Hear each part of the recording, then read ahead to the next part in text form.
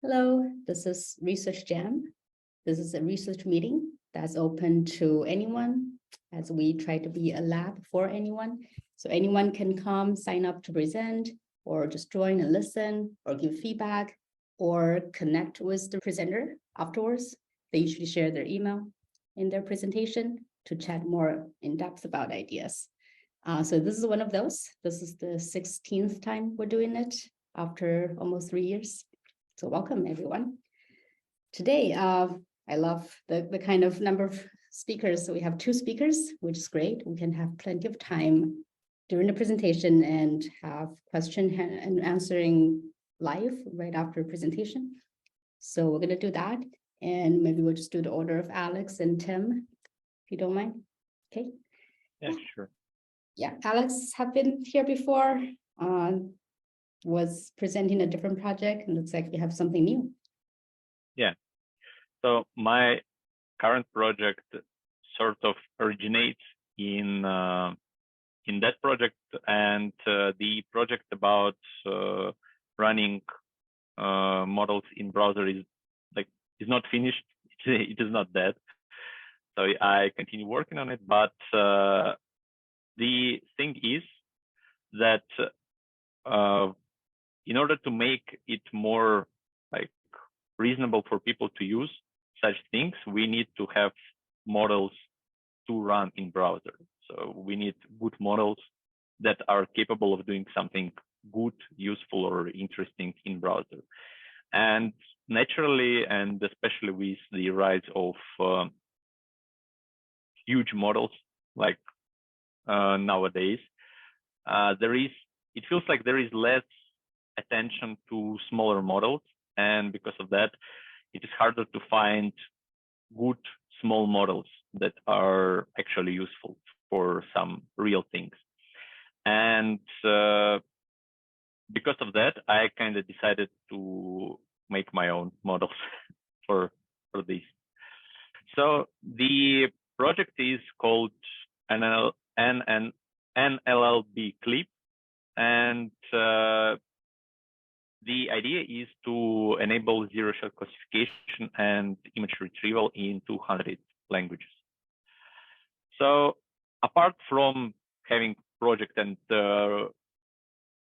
wanting to run something in browser, another motivation for this project is that we have plenty of clip-like models for English language, like original clip, open clip that was recently released, Eva clip, other models.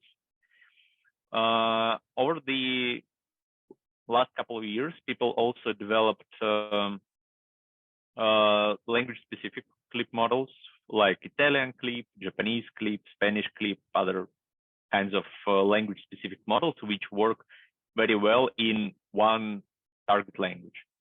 But for multilingual tasks, for multiple languages, the only one that has been more or less widely adopted is multilingual clip from Sentence Transformers, and technically it supports 100+ languages, but the authors say that they targeted around 50 languages in their work for fine-tuning and distilling the knowledge. And because of that, this clip works well for 50+ languages. But there are many more languages in the world, and we need to cover more to enable these advanced AI capabilities for more people around the world in their native language, not having a need to learn English or other languages, but to be able to express what they want and what they need in their own language. And the core idea was, some time ago, I found the model from Meta, which is called No Language Left Behind. And they collected a great data set, huge data set in 200 languages, which includes many low resource languages. And their work was targeted to cover specifically to enable more coverage for low resource languages. And this model has encoder-decoder architecture. And after reading about this model, I figured out why not use encoder from this model as a text encoder for clip model. And basically, like that's the whole idea. And it sounds rather simple. But what is not simple that, okay, we have vision encoder, we have text encoder, and we still need to train something. And to train something, we need data. And to train clip model, you have to have images connected to text, like captions or some description. And there is just no such data set for 200 languages. Hey, Alex, can I ask a question on this model? Yeah, sure, of course. This is an encoder decoder architecture. Is the representation in the middle language agnostic? Is that how this model works in NLB? It takes into account language. So basically, you have to input not only into encoder, you have to input language plus the text. So at least from my experience, it is not language agnostic in the middle. So you still have to provide language, and the embedding will be kind of language specific in a sense. Can you use it for translation? Can you encode in one language and then switch the language in the middle and decode another language? Yes. So for decoder, you have to specify, like this model was specifically designed for translation. So this is a translator model, and you have to specify language on the input and language for the output. So the first token in the decoder sequence will be a language token. And this is how the model understands like what is the input, what is the output.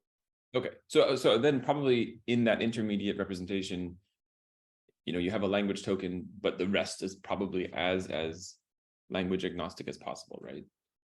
Yes, in a sense, I would expect the internal representations for different languages to be like close to one another in this like embedding space.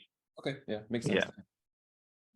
Although it says the family of models, are they separate models? Because if that's the case, then there's no guarantee that a family of models. It is basically they trained a huge model of 3 billion parameters and then distilled it to smaller variants.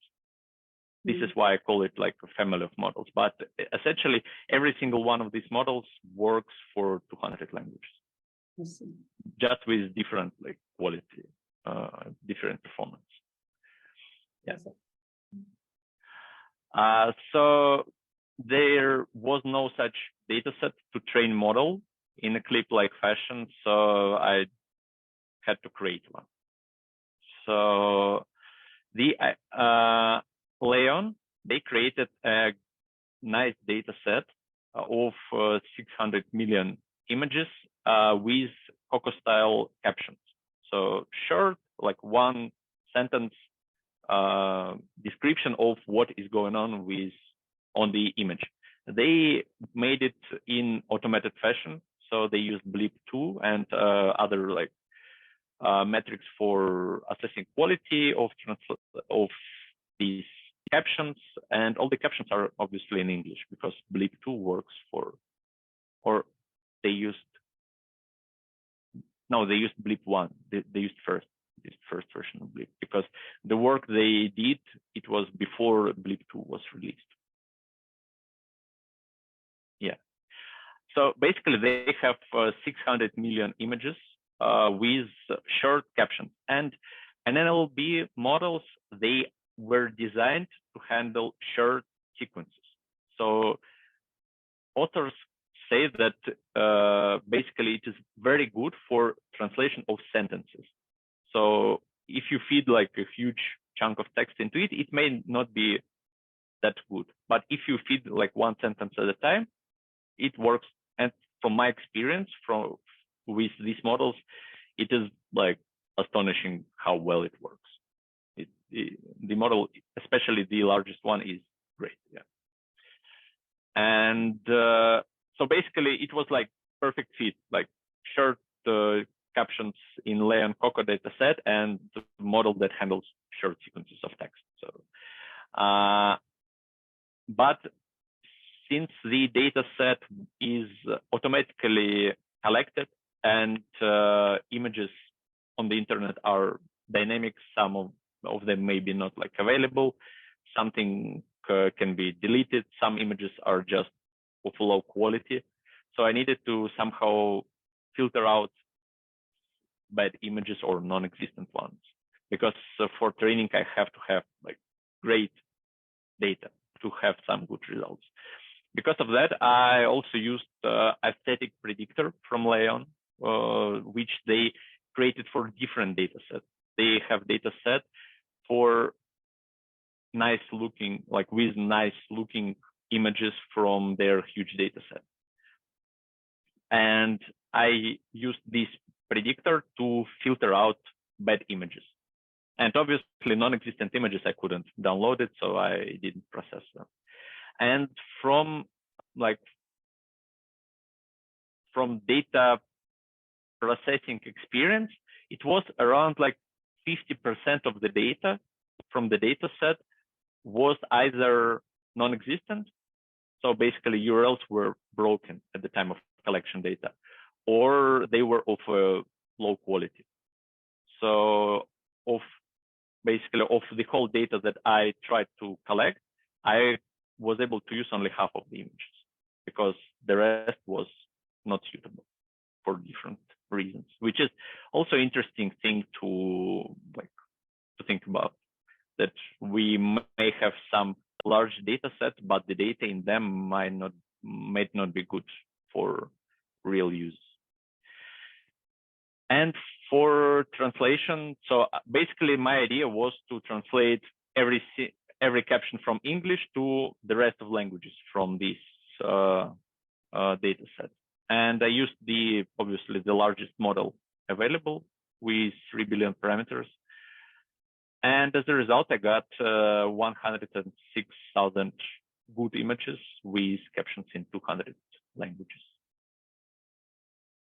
which I used for training the model. So far, this was kind of most challenging part, because the rest is kind of easy, because by now we have plenty of pre-trained models. And my experiments show that if you try to fine-tune visual encoder for the model, it doesn't work.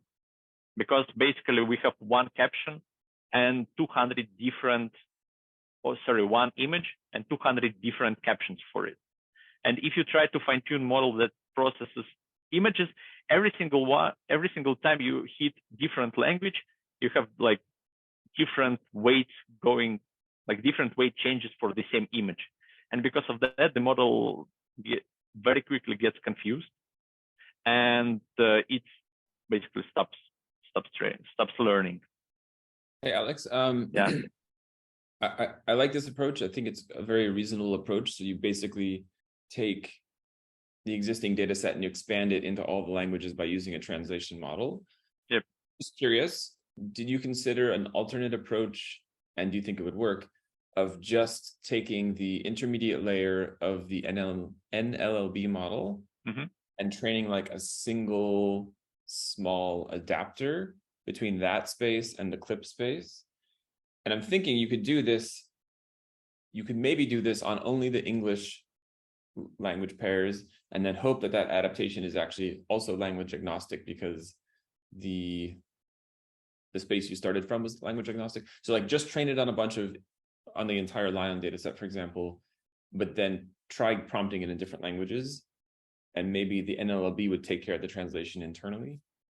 So in my experiment, I tried like slightly different approach, but I tried not to train the NLLB encoder part.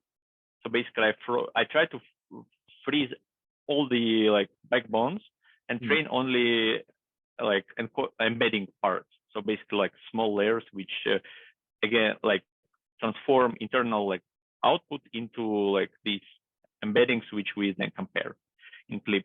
and it shows like much worse performance.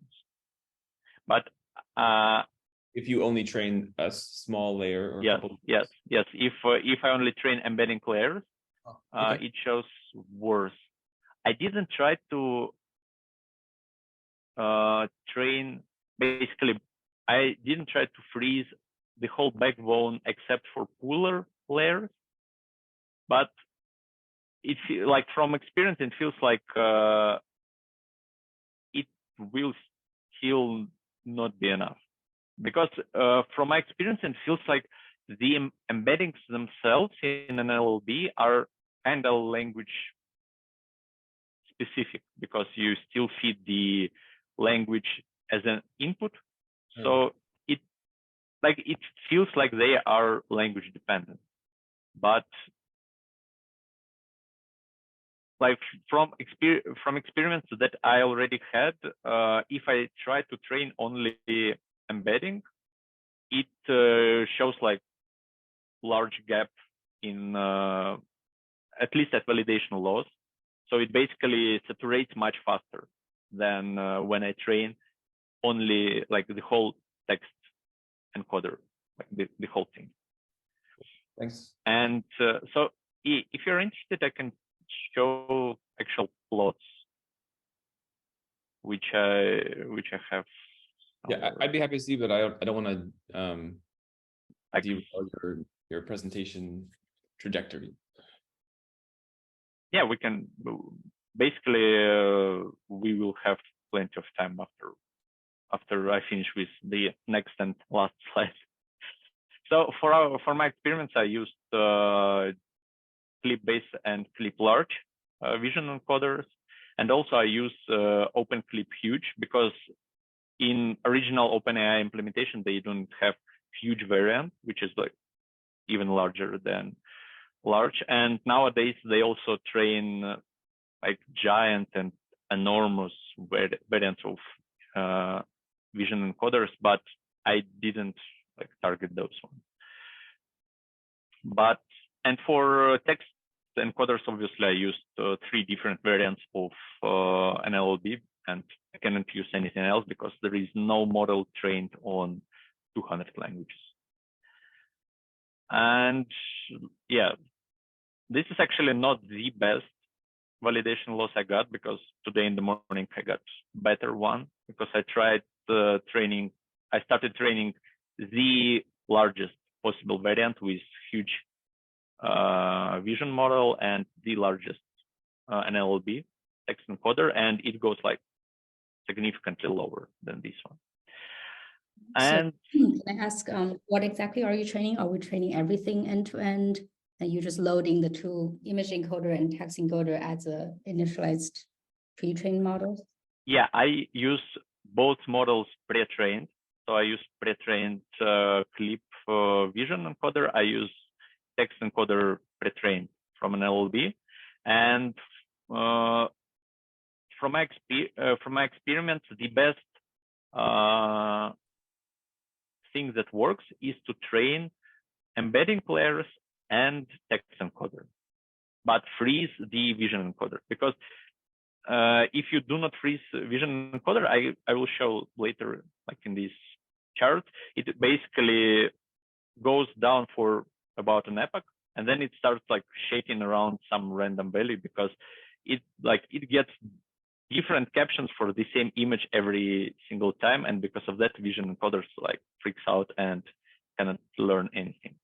Yeah, yeah, that sounds fair. That's sort of like, so in the end, what you want clip to do is to have the same embedding space for language. Yeah. And in this case, this one is like trying to get all the language embedding to get close to the vision. Yeah. This is the idea, to bring basically these text encodings into like clip vision space. Yeah. One question is, so the clip also has a text encoder, but it's English. Yeah. And maybe, so that is like a good start for the text embedding already. Maybe there's some way to either add a loss of that embedding to your English in NLB, or. So basically what I do in my model, I just like switch this text encoder from clip with an LLB. So, and it was rather easy to like switch them. And I didn't try adding some loss from text, like text encoder from clip, but it also depends how well these like text and image embeddings are aligned in pre-trained clip, because anyway, you cannot get like perfect alignment even in one language. You still have some wiggle room there. And if you take like imperfectly aligned text encoder and then try to use it to align more imperfectly aligned, so you like I understand the idea, and if I will have enough, like if I will not burn through my credits for cloud GPU, I may try to get these experiments. Yeah, it is an interesting idea to add this one also and freeze it.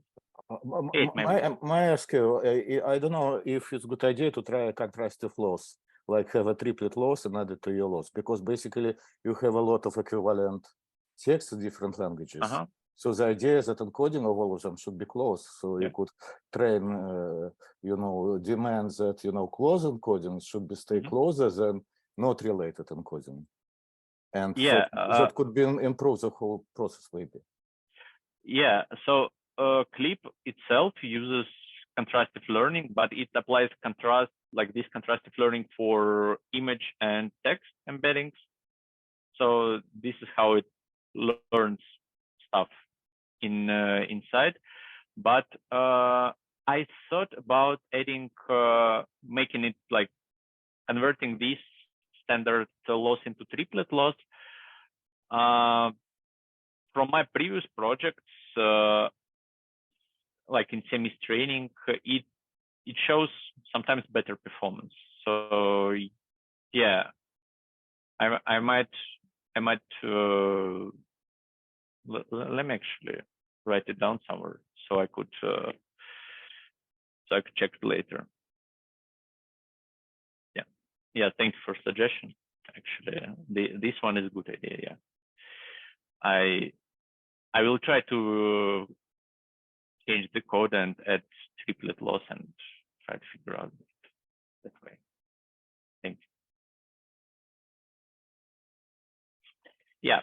So so far, what I got, I managed to train, like even before. So when I ran some preliminary experiments, I trained the smallest like variant of the model, and this model is like already shows very good results.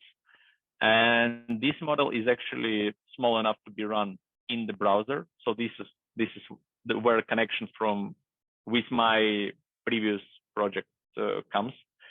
So I'm able to run this trained model in browser and provide high quality embeddings for images in text in 200 languages. So this is basically the end of my presentation. So here I can show validation loss, for example, and we can see how it differs. I just can't. Oh, here. That's so.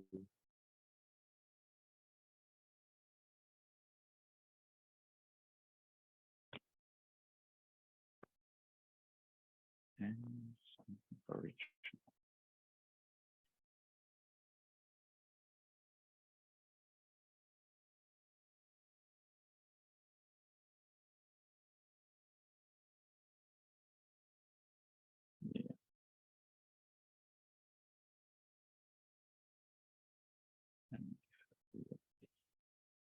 Yeah. Yeah, so basically this is how the model performs better this way. When I try to train only embeddings and I freeze everything else, so it saturates somewhere here, so it won't go anywhere lower than that. And this dashed line is when I try to train everything. So basically it goes down for the first epoch, and then it starts to like freak out, and validation loss doesn't go any further. And this is how the training goes when I train it only text encoder here. So it goes basically 3 points lower. So which is in this specific case, which is, and I also run some experiments for basically testing the actual zero-shot predictions, and like these two models, they are basically predicting some random stuff. Yeah, Alex, so the dashed line, you said you train everything. Yeah. Can you give us an estimate of what % of the everything parameter count is represented by the low line, the text encoder? What % is the your adapter layer, I guess, in the purple line, and what % is everything else? So these embedding layers are about 500,000 parameters, so they are rather small. Yeah.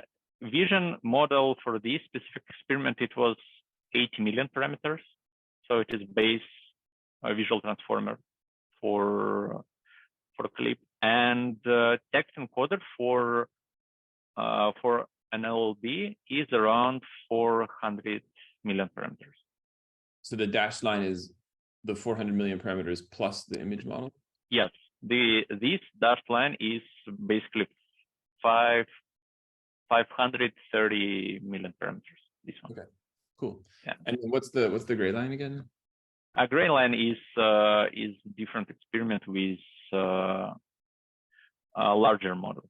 So this is basically with large plus an LLB 1.3 billion parameters. So you can see the difference between base model and large model. So also quite noticeable difference here. Cool. And then I guess maybe this is further down the road for you, but does this actually work in a browser? Like, is it even possible to make people download in JavaScript, I guess, models that are this big? No. The model that I run in browser here is the base variant. So like 500 million parameters here. And yeah, if you go like,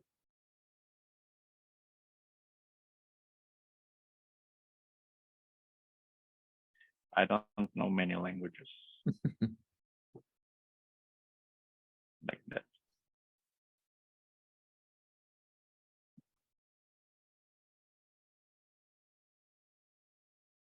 And if I go like that, like it starts giving some back to that. And you can add some like other languages.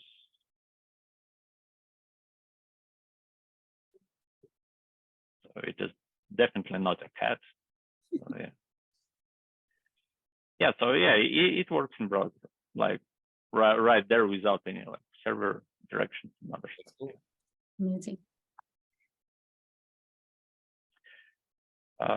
Yeah, so it seems like that's it. What are your next steps here? Yeah, so my next steps, I want. So currently I'm running basically the whole set of experiments to cover like all the models, and then while training, I'm figuring out test cases to actually test the model with different data sets on some previous works, compare it to multilingual clip, to language specific clip models. And so far, like some preliminary experiments that I had show that the model performs better than multilingual clip for at least like for English and Italian. Like I checked these two languages, and it obviously it it has worse performance than language specific clip, but I wouldn't say it is not that terrible. And my plan is to come up with full-fledged like, paper for this. And since I already like missed the deadline for NeurIPS, I found one workshop at NeurIPS that seems like a good fit for the paper. So I will try to like get it done by the deadline on that paper for that workshop. Yeah. The deadline for that might be close to the iClear full conference deadline, so you could submit to both. And then if you are even later, you could maybe submit to CVPR. But also something like this, which just is practical and awesome and works, I feel like would do pretty well on archive. Yeah, I have no experience with this like system of like submitting paper and publishing a preprint. So I'm not sure how it, especially when you are claiming like double-blind review, but you have a paper published on arXiv. So like how is it double-blind? And it is like not obvious for me how should it work. So basically, if I finish the paper, so can I publish it on arXiv and then like anonymize paper and still submit it to double-blind review? But reviewers, by the time reviewers may be able to like read the paper before they get it for review. So like how does it work? Yeah, you should check. Different conferences have different rules about this, but these days it's so common that most conferences address it directly. Like they just tell you what their policy is. So just read the policy for iClear for CVPR. Many people used to and still do put their papers on archive even with their name, but then they also submit it as a blind review, hoping maybe that, or expecting maybe that the reviewers wouldn't have seen it. This is explicitly allowed by some conferences, but for example, I think CVPR has a window of time where you can't post the archive paper right before the conference. You should post it either well before or like after the review period is underway, maybe. Yeah. But check the policy on each website. CVPR as of now is the only one that has a window, so that includes posting archive and saying things on social media, which is weird. If we don't have a big audience, why is that even banned? But yeah, these days people just live with that word, and just reviewers are advised not to search, or if they really have it, they can decline to review, or it's like up to the reviewer's discretion. I see. So basically, if I finish the paper, for example, like in the next month or something like that, so I can publish it on arXiv, and then later I can just submit the same paper but without like any names to like the conference, and that's okay. Exactly. Yeah. That's definitely good to know, because it feels like there is not that much left to do for experiments, so I would be able to write a paper, but I wasn't sure about the like how these conference submission would look like, because before that, when I submitted papers to the conferences, they basically, we were not allowed to post anything before, but nowadays I constantly see some work being like presented on the internet and like on social media, and like everyone reads and cites the paper, and then authors like say, oh, and our paper was like accepted to like ICLR or ECCV, and I go, how like how is this review? Yeah, that's just how it works these days. You're definitely allowed to do that. Okay, yeah, good to know. Thank you. I would say if you were to put this up as an archive paper, and maybe a blog post would probably help, because it's more of a practical paper, I think it would probably do fairly well. If you submit it to a conference, based on the plots you showed us, I think reviewers would want to see a little bit more science, a little bit more comparison. So how does this work compared to other approaches? Is it better? Is it worse? What are the advantages and disadvantages? Maybe if you can do it, some ablation study. You did a bit of an ablation study with training different parts of the model, but help people understand more what factors matter, what factors work. In order to make it kind of a good scientific contribution and to get good scores, high clear or whatever.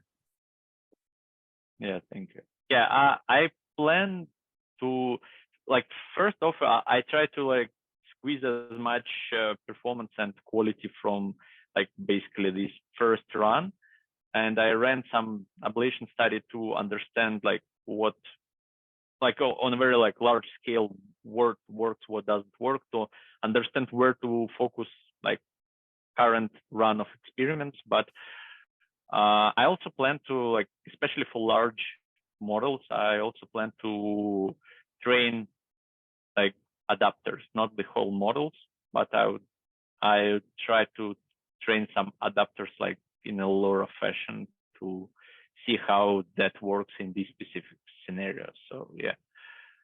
I would think about how to include, if you can, those earlier results where you were exploring what works and what doesn't. Yeah. Cool. Thanks for presenting. Thank you. Maybe we should move on with Tim's presentation. Before we do that, does anyone else have any questions for Alex?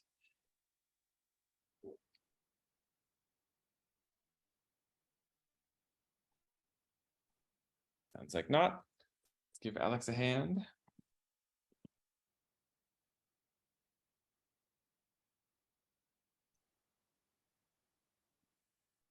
Okay. Thank you very much. Next up, we have Tim. Sure. Yeah. Hello, everybody. Thanks for having me. Thanks, Jason and Roseanne, for organizing, and Alex for preceding me. Okay. So what I've been working on is, well, they call it Springtail, but the idea is that to build an AI agent that learns to program by programming. So it's a bootstrapping rather than copying people. So again, you want to start from zero. So this is like completely unstructured. So you just have no idea what's going on, sort of like AlphaZero or AlphaGo or Mu0. And if you can go from nothing to something, so some capability, unstructured to capable, then by induction, you should be able to go from 1 to n, where n potentially can be better than human, or at least different than human. And that's sort of the idea. And we're just going to start in demo sandbox of inverse graphics, and then later on move to common programming languages. And sort of the dream, I think a lot of people have thought of this, it's a common dream, is to make like software as easy to edit as Wikipedia, so that like anybody, any user can just like go in and fix a bug or add a feature.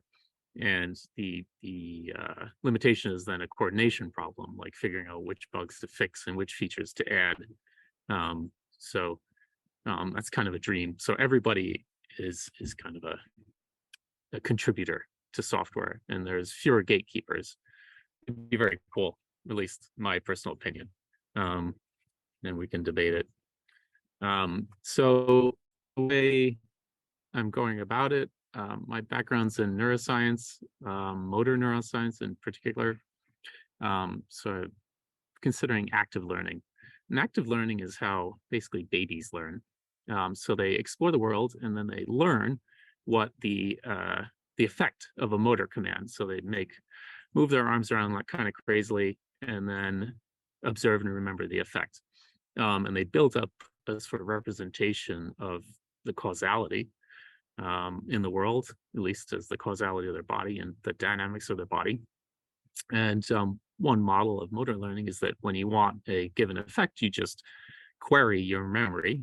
It's kind of a dynamic system, a built-up dynamic system to recall the motor command that generated it. And this sort of like learning is super cool and quite powerful. And I think it's sort of compared to, GPT-4. It's amazing, right? But it doesn't learn in this way.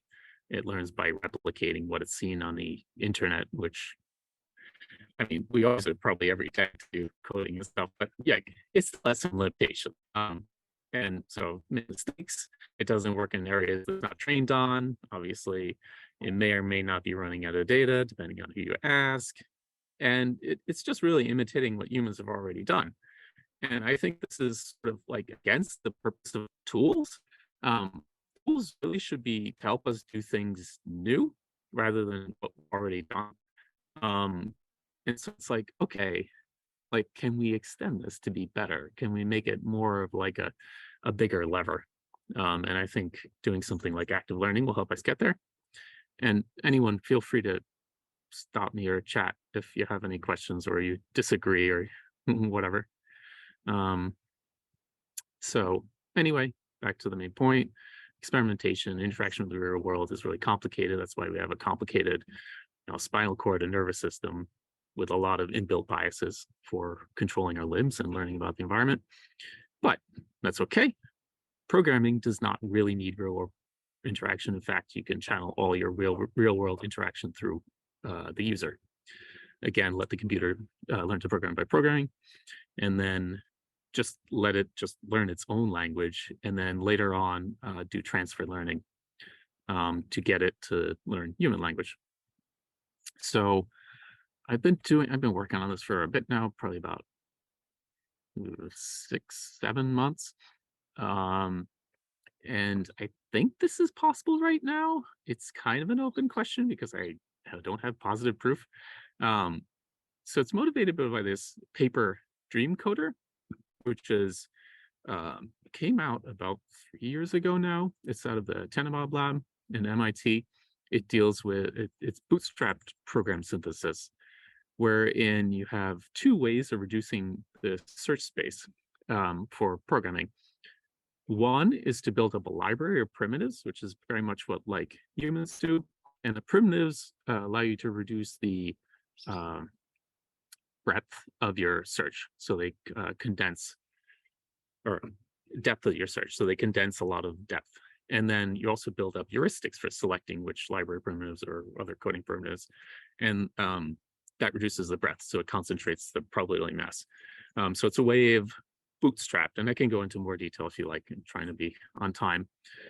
Graph transformers, this is based on the idea that programs aren't really strings, they're trees. So why not represent them as trees? Then of course the DeepMind work, mu0, and then the work across the bay, efficient 0, to make it a little bit more sample efficient. And this is kind of the flow chart of where I'm at right now. I'll try to walk through it. I tried to label it somewhat well. So you start with a specification. Specification for this sandbox is basically an image.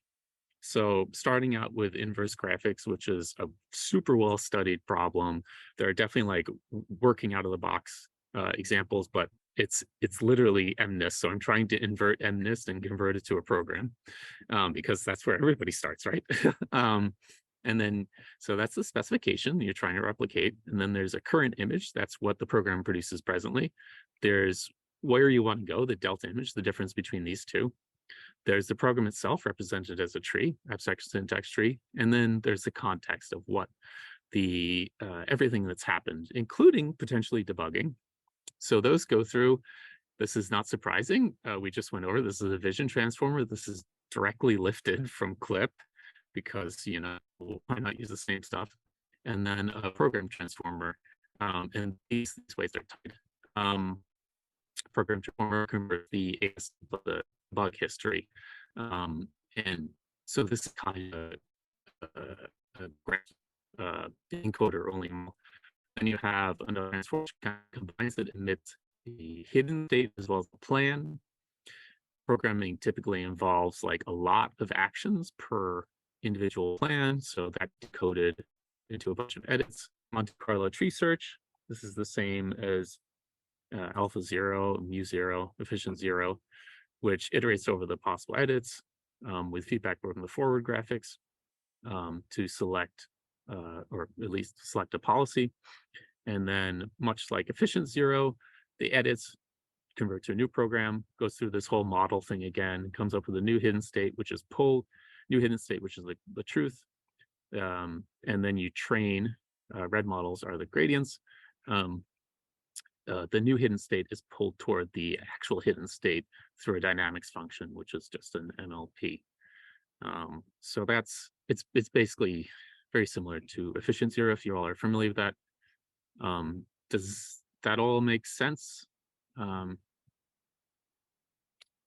Partial sense for me, at least. Okay. I feel like an example would make it maybe more clear. Yeah.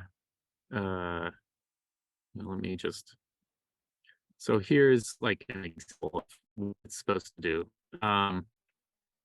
You have an image, you convert it to basically vector, or rather program. And this is logo graphics, so it needs to learn to emit, or rather iteratively emit the series of commands, which is kind of complicated because it has to learn like the meaning of fractions, for example. It doesn't have access to floats. So that's the problem statement. And so the programs look like this, and then the specification is MNIST, and then the image is sort of where it is presently. And then it needs to iterate over the possible action edit spaces. So it's basically casting it as a reinforcement learning problem where the reinforcement, again, I omitted that, is the improved alignment to the specification. Is that slightly more clear? Yeah, definitely slightly more clear. I'm also looking at all these black arrows. So I guess the 3 black arrows in the top left are literally images, right? Going into the VIT. Yeah, that's right. Can you talk about all the other black arrows, or maybe a subset of them? Like, what's the modality? Yes. So out of the vision, there's a bunch of tokens. Can you see my cursor, by the way? The red cursor, yeah. Okay, good. Yeah. The program, it's actually another series of tokens. It's just tagged so that the program transformer knows children, sibling, parents, grandparents.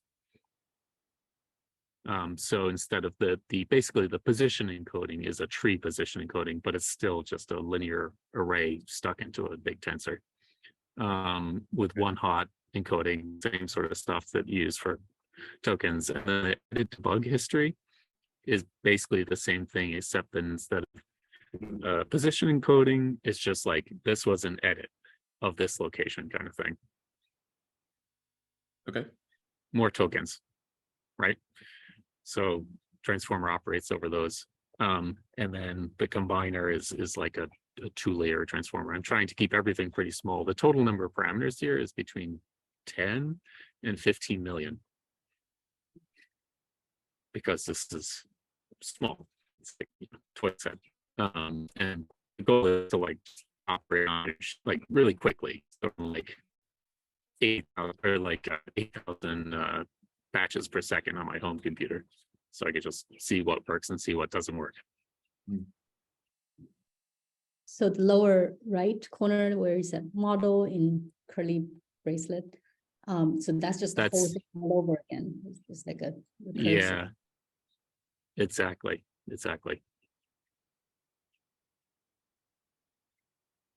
Yeah, I didn't want to duplicate all these little boxes. So it's the vision transformer, the program transformer, and then the combiner producing a new hidden state. And can you describe, I don't quite get the 2 paths toward 2 different new hidden states, hidden state T+1 and new hidden state. What are these 2 different paths? Yeah, good question. So the idea, and again, a spoiler, this doesn't seem to work super well. I should probably prelude it before we develop too much. But this is I'm basically like, oh, like programming is a game. Why not just use like RL framework?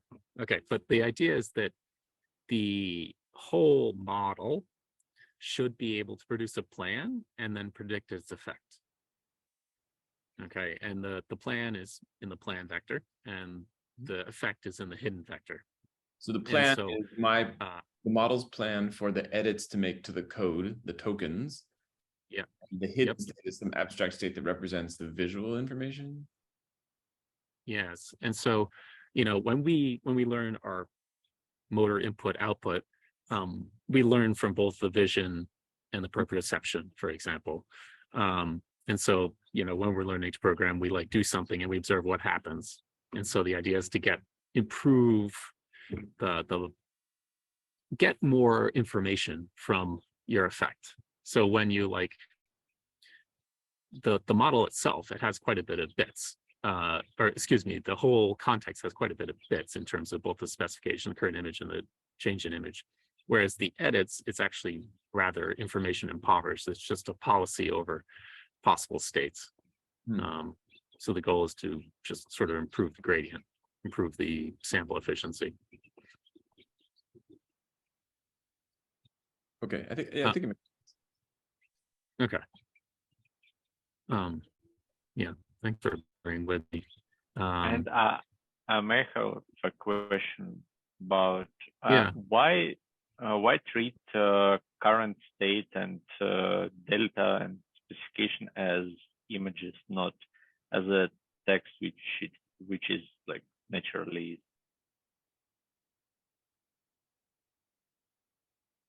Oh, it is actually. It's converted to a series of tokens by the vision transformer. But vision transformers are used for images, or I'm missing something. Yeah, the goal is to do inverse graphics, so the specification is an image. Yeah, and my question is why image and not text? Because usually, especially when we are I understand that we internally process all the text as images naturally because we see with our eyes, but in our brain, at least from my understanding, we still treat it as a text, and it feels like model may work better if you do not feed it as a image but as a text, because all the specification, current state, and delta, they are essentially text. There are images in this case. So I think, Tim, you probably should have started with the inverse problem first. So you're given an image and MNIST, you're trying to... The question is why give it as an image, not as a text? Because we program programs as text. So code is a text. So why not use specification, current state, and desired state not as an image but as a text? It's a good question. It's, of course, your specifications for programming is text. I totally agree with you. This is more what is the minimum viable example, which is reasonably hard to invert and is relatively small and fairly, it's just a sandbox problem to see if I can go from nothing to something. But you're absolutely right. The specification. But just in my mind, it feels like it should be easier to go from nothing to something when you operate with the text, because it feels like it should be easier for model to process all this information as a text, not as an images. Because if you are trying to inverse graphic, treat it as an inverse graphic problem, it sounds much more complex than just a text-based problem. I think. Go ahead. Sorry, can I just say something, just because maybe it'll help me clarify too, because when I'm listening to this, I'm thinking either I misunderstood the goal, or there's something missing here. Your goal really is to reproduce the image. So just like, if it was in autoencoder, the ground truth is whether you got back the same image, to some degree. So here, while you're trying to learn to program, the goal isn't per se the correct text for the program directly as ground truth. The correctness is whether or not the image is produced. That was the input. That's why the input to this model is what's the current image and the delta image, because you're trying to learn through trial and error search what set of instructions would allow me to reproduce the same image, right? Did I get that correctly? All right, That's correct. Yeah. You nailed it. Slide has the images. Maybe you should have put them on this slide or even before. You have that two nines. I think that would be very. Yeah, the illustration. Oh yeah, this one. So this left 9 is your input. The right 9 is expected output. Yeah, Mm. desired output.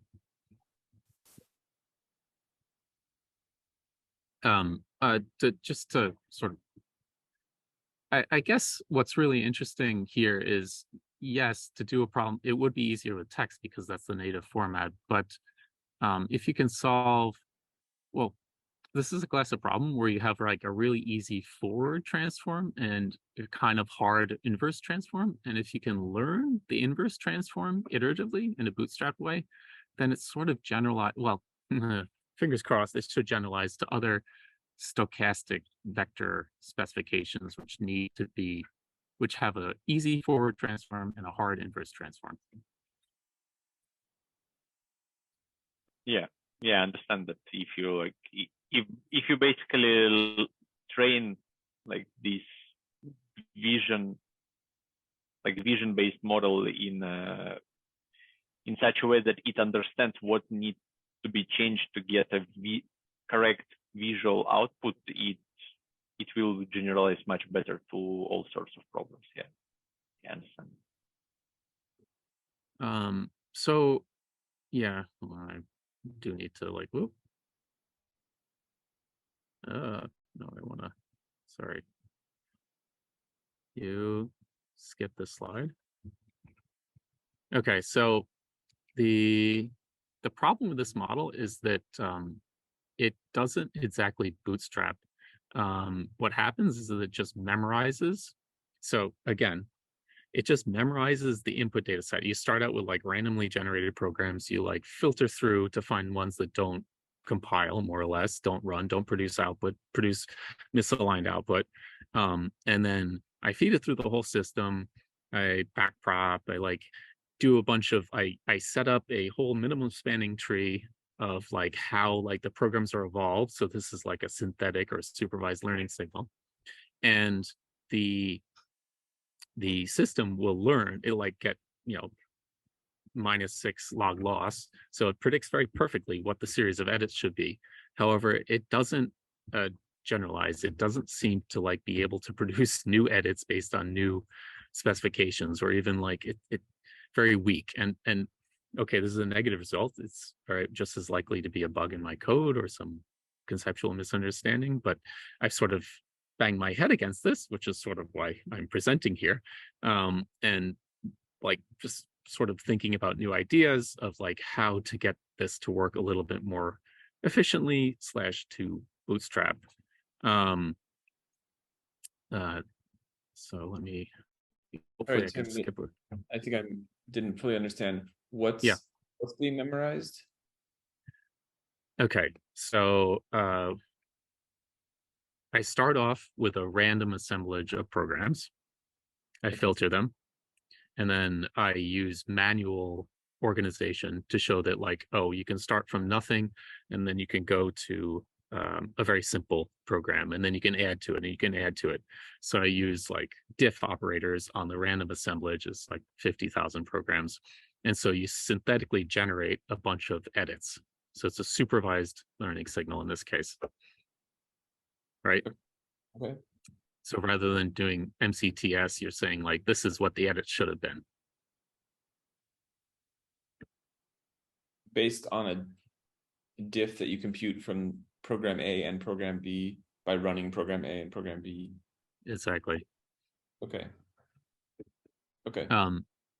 And it can predict the edits. And so omitted here is the fact that the MCTX, at least for U0, it uses the internal state in order to predict it out, and it only it can, if you have a state that it's seen before, it memorizes, but then if you give it a new state, it doesn't necessarily produce new edits. It just again, it might be a bug, and it probably is a bug, but it doesn't seem to generalize out of domain, more or less. This initial bootstrap sample you're giving it, how do you come up with those programs again? The enumeration Of all possible programs, just like, okay. Yeah. And are your tokens the fundamental commands available in Logo? Exactly. Okay.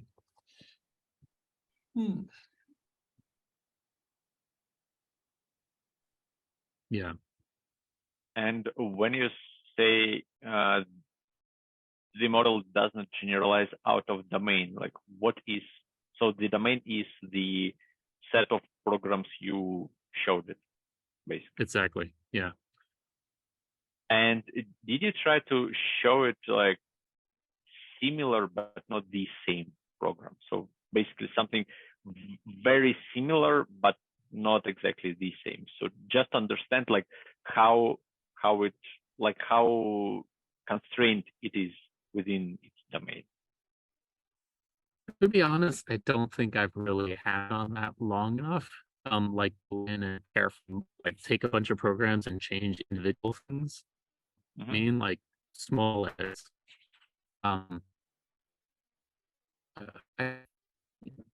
Yes and no. I don't think I don't think I've been very complete about that. But yeah, it's also a pretty good idea. Yeah, just to understand basically, like you see that the model is limited, but to understand like how limited it is exactly. So if it can solve some like different problems within its domain, so basically you change like some small parts here and there, and it can solve them correctly, then it can generalize, but within the domain. But if it cannot solve even new tasks within the domain, it is like it is basically what you just described. It just memorized everything, and that's it. I think you're sort of suggesting a validation set, Alex. Yeah, validation set. Yeah, from these. Yeah, because on the charts that you showed, I saw train plot, but I haven't seen validation plots there. Maybe I missed one. So in your enumeration, move 2, move 3, don't include move 4, but do include move 5, move 6 or something, right? And then move 4 could be like a valid sample and see if the model actually works well there, or does it work really well for 3 and 5 but not 4, in which case you know it's memorized 3 and 5. Yeah, in a sense. Yeah, so there are many. Yeah.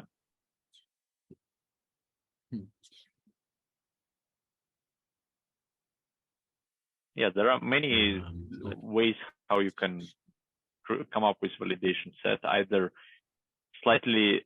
withholding some of these steps or modifying the actual steps. So basically you have the same 5 steps, but input outputs are just slightly, like very, very minor differences, and see how it goes. So this is not really validation, because there is no real, well, I haven't come up with the ground truth, but this is the log loss. It gets down super low. And then these are all just plots to make sure my model isn't exploding internally. And then this is the number of placements. This is 25,000.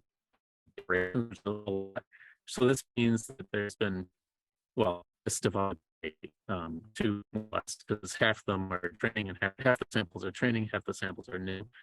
So of 10,000 exposures to MNIST, it's only come up with around 140 replacements, which are an improvement on the existing prototype, if you want to call it that. But it means basically it's not generalizing out of domain. I have sort of a random thought, and just in disclosure, I had sort of a little emergency around the house, so I kind of missed probably some of the slides you were putting up. So maybe this sounds weird, but I'm listening to the discussion about how it's not learning something and what the input is, which is these MNIST digits, and it's making me think if whether it might be useful as like a pre-training almost, to start with the same sort of arrangement you have for your model, but have what it's seeing as graphics produced by some other small program that's doing very simple things, like generating a curve, generating a line, and then maybe generating 2 curves and 2 lines with some randomness to it. So it builds up its own kind of internal vocabulary. Like, this is what I do when I need to copy that line. This is what I need to do when I need to copy that angle. And maybe from that starting point, then move on to something that's actual images that would have to produce. And that way you have some control even over the curriculum or variation that the model would see that it's learning from. And that would be easier for you to control because you're controlling it, programmatically by construction, what it's seeing as input. Yeah. I don't know if that's useful, but that was something I was wondering listening to the discussion. No, that's actually really smart, and I've thought about it. So I thought what you're talking about is basically like giving it an intermediate space. So you say like, oh, you don't necessarily need to think about images now. I'm going to give you line segments, or I'm going to give you curves, and you can just deal with that. Is that great? Mm-hmm. Kind of, but I was kind of segueing off of your initial comments, like, well, how do babies learn? They just flail their arms around, right? So flailing their arms around then eventually moves to some purposeful movement, like grabbing a brick and moving it to my mouth, these kind of things. So there's sort of a little vocabulary of, this is how I move my arm to the left. This is how I move my arm to the right. They're kind of like a sub-vocabulary below, this is how I draw a 9, or this is how I draw a cat kind of level of thing. And that maybe if that were, say, sort of a bootstrapping pre-training for this to generate the programs, then maybe it might learn something more generic, more like a vocabulary it constructs from. And that would allow it to generalize to shapes that it had not seen, or combinations of shapes it had not seen before. Yes. Right. Basically, you're advocating for a curriculum or something like that, yes. And then a library? Okay. Yeah, a curriculum that starts with something very basic that shouldn't be too difficult for one to construct programmatically to drive the input images that you're trying to present to the system.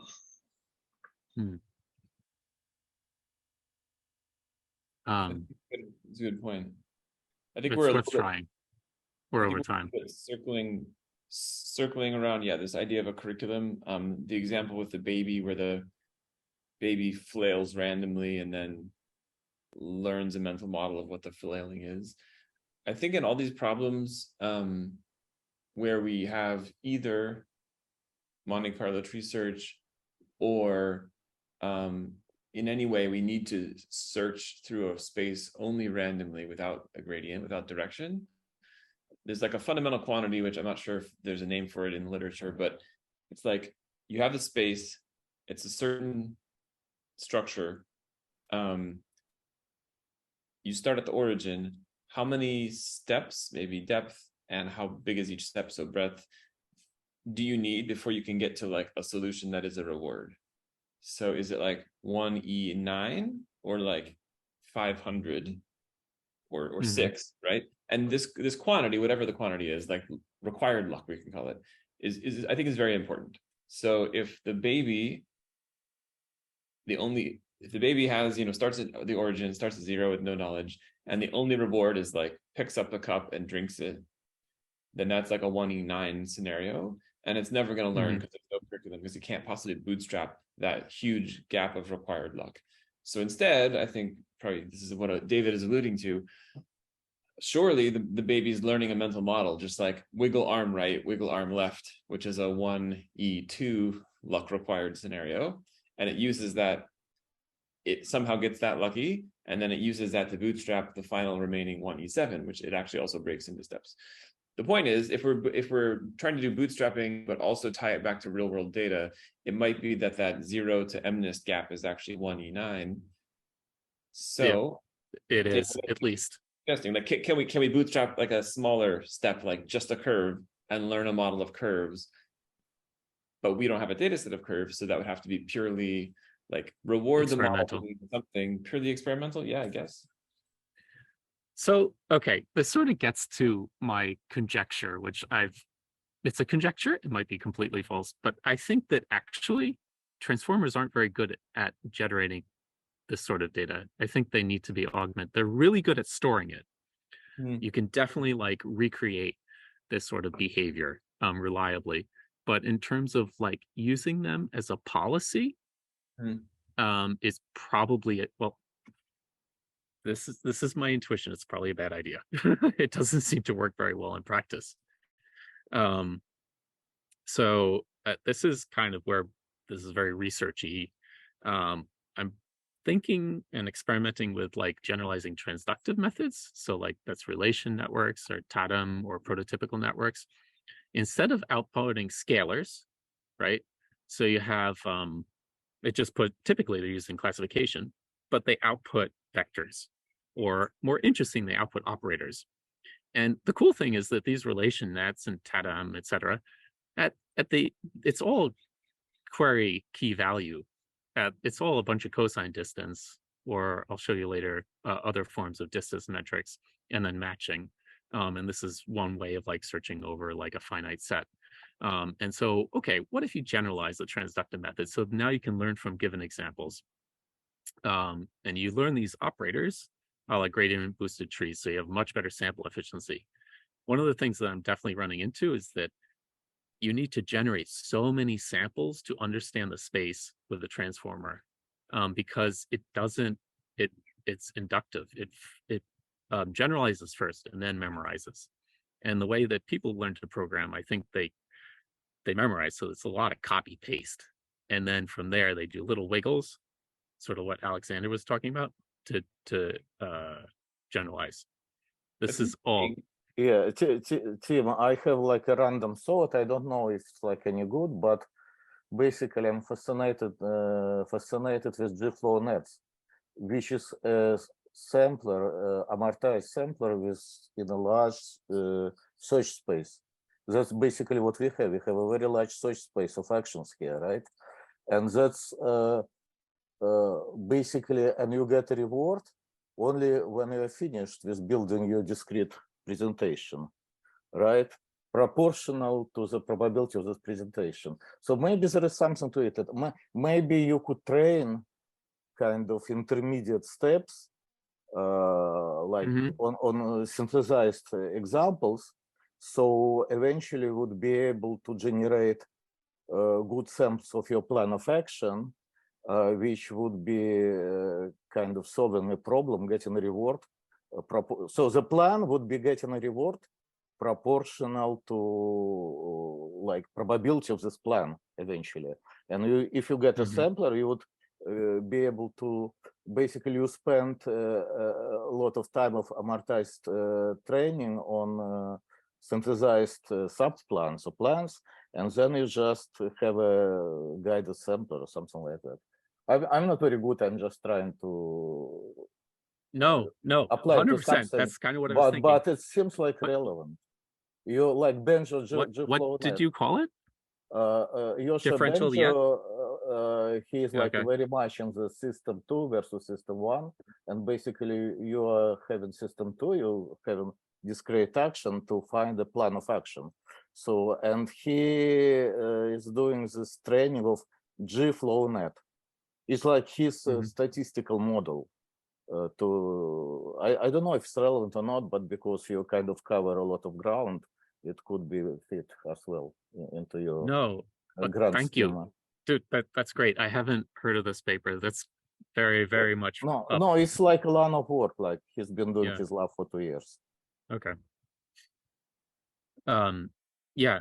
There's another paper that I forgot to put the title of it, but like, oops. They take the sequential layers. Obviously, transformers are sequential, and they just roll it into a recurrent network. So it's like every layer has weight sharing, and then you just roll it out based on like how long it takes to solve a given problem. And this hasn't been extended to transformers. This is still just MLPs, but there's a bunch of tricks that make it work really reliably. And I think it's a way to like solve difficult problems with finite domains, with unbounded domains is like a planning problem. Yeah, I definitely want to read more about that. Thank you. And then I can talk about transfer learning, but that's sort of not the meat of it. That's sort of like later on. Actually, this was more or less all that I wanted to talk about today, describe what the current results, and then get the community's ideas on where I should go next.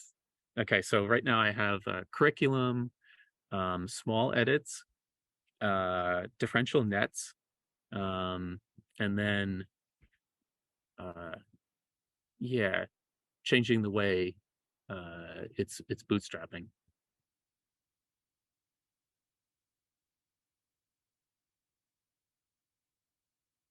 Cool, Tim. Thanks. This is I don't know, quite an awesome like exploration, and I like how deep it is.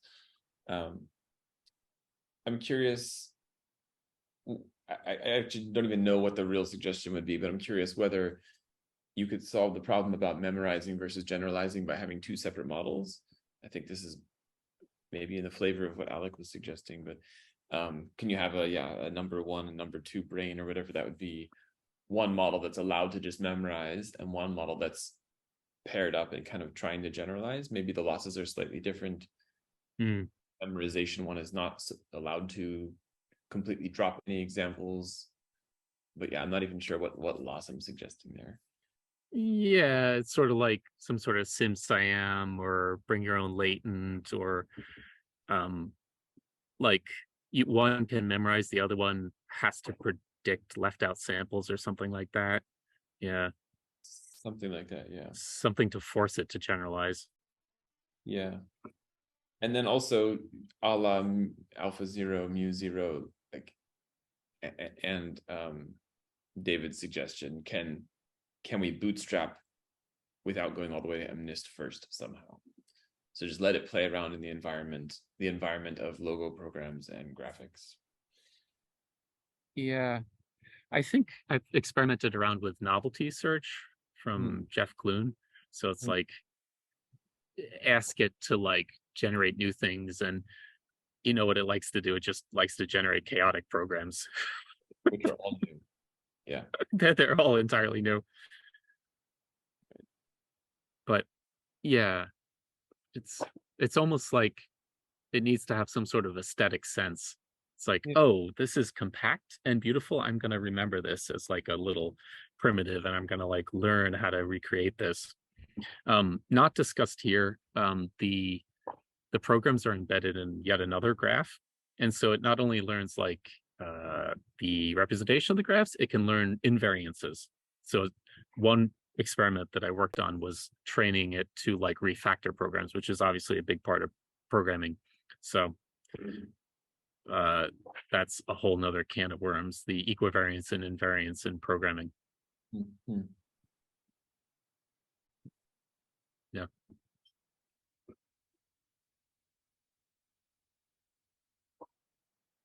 It's a very interesting problem. If anybody would like to discuss more offline, I am super happy to engage.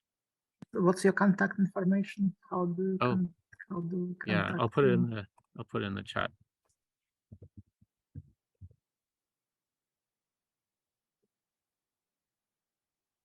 My email is in the chat. Oh, thank you. Roseanne had to run to another meeting, she mentioned, but we can take a couple minutes and wrap up. Anybody else have any other questions or comments for Tim? Another one is like, would you share slides because they have so many clickable links, and I think website only says two links. Neither of them has the slide deck. Sure, I'm happy to, I'll pass it through Jason. What's the right way to do this, Jason? I'll give it to you. Reply to that email that Roseanne sent earlier. Okay. So edit the website, or I can edit the website. Yeah, I'll you share the slides. You can put the slides on the website. Sure. Yeah, no problem. Thanks. I'm still trying to map in my head the space of evolved, but also learning babies in a specific physical world, this one, and everything you're doing. Like, which parts are important when you say skewing the model toward aesthetic beauty, or, for example, is that experiences in the real world, aka actual physics? And is that what prevents babies from just learning to flail in a million meaningless but slightly different directions, and instead learning to actually use their arm? There's something, it's like just doing this process in and of itself.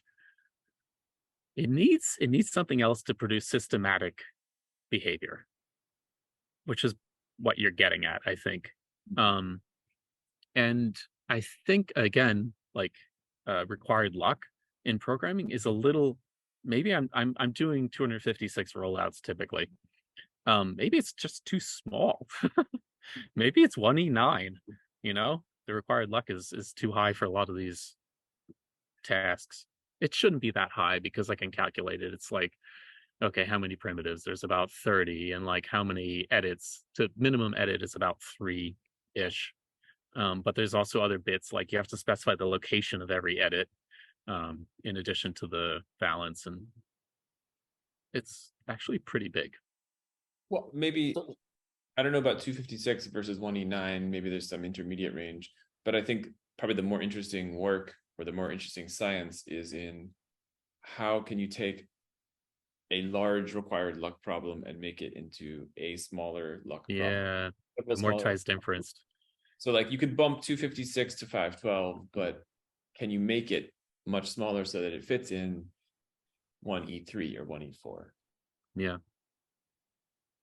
So just what is your current domain? Is it domain of all handwritten natural numbers? Yeah, but I have a lot of pictures. I'm happy to reproduce anything that I want to generalize to any inverse graphics. It's sort of like, so basically you write a new number and you won't have a graphical program that would draw it, right? That's the current setup. Yeah. And you want generalize to arbitrary length of the number, right?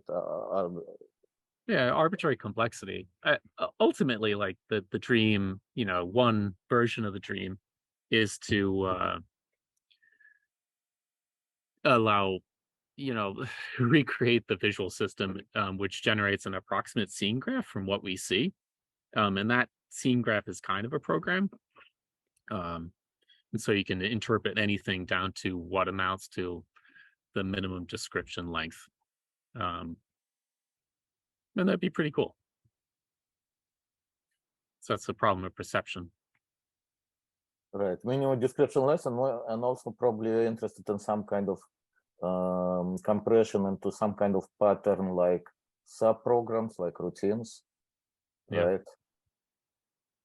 That's a big part. I didn't touch on that. DreamCoder, well, I did mention it, but the way that it reduces search space is building up a library of routines, which is vital, like the core component of human programming too.